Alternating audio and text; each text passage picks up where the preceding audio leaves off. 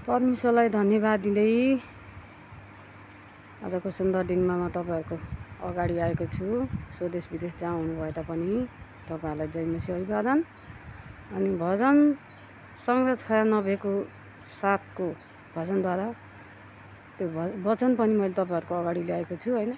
त्यहाँ चाहिँ के भन्नुभएको छ उहाँले पनि पृथ्वीका सब परिवार जाति जातिको परिवार हो परमप्रभुलाई धन्यवाद चढाओ भनेर उहाँले भन्नुभएको छ।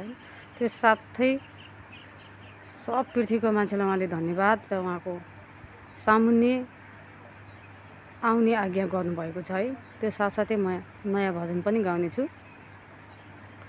स्वर्गको ढोका खुला छ जाति जातिको लागि, विभिन्न भाषा बोल्नेहरू ती भित्र प्रवेश गर्न सक्छन्।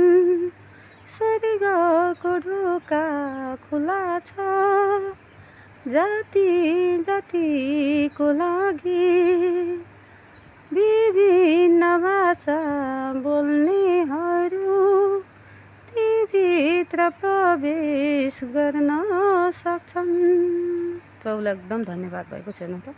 विभिन्न भाषा बोल्नेहरू ती भित्र प्रवेश गर्न सक्छन्।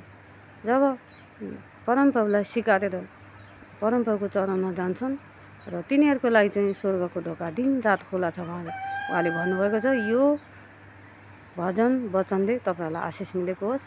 आमेन।